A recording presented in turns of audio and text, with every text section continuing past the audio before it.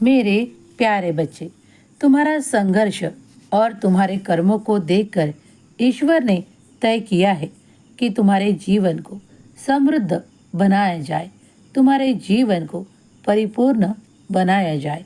जो तुम संघर्ष कर कर अब तक जो जीवन व्यतीत कर रहे थे, तुम्हें कई कमियां बहुत सी नज़र आने लगी थी।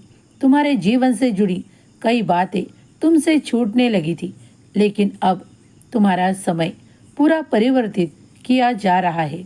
ईश्वर का आशीर्वाद तुम्हें प्राप्त होने का समय, वो शुभ समय आ चुका है, क्योंकि तुम्हारे किए गए कर्म ईश्वर को भी भा गए हैं। तुम जो भी कर्म करते हो उसमें अपना पूरा मन लगाते हो और उससे जिस कार्य को भी परिपूर्णता से पूरा करते हो उसमें तुम ये भी सोचते हो कि इससे कहीं किसी का नुकसान तो नहीं होगा, किसी का दिल तो ना दुखेगा। यही तुम अपने कर्म के साथ हमेशा जोड़े रखते हो। यही वो तुम्हारी आदत ईश्वर को भी भा गई। इसीलिए ईश्वर ने तुम्हें अब कोई कमी नहीं रहेगी ऐसा आशीर्वाद दे रहे हैं।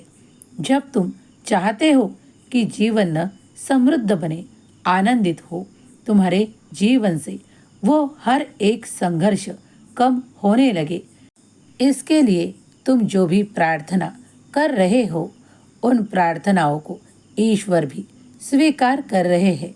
तुम्हारे जीवन का ऐसा सुखद समय तुम देख पाओगे, क्योंकि तुम्हारा चुनाव किया गया है वो समृद्ध जीवन जीने के लिए। अब तुम्हारे द्वारा किया गया एक प्रयास भी तुम्हें बड़ी सफलता दिला सकता है, लेकिन तुम्हारा धैर्य तुम्हें बनाए रखना होगा। कई मुश्किलें होंगी, लेकिन उन मुश्किलों का हल भी ईश्वर तुम तक समय समय पर भेजा करेंगे। उन्हें अपने जीवन से जोड़ लो और आगे बढ़ो।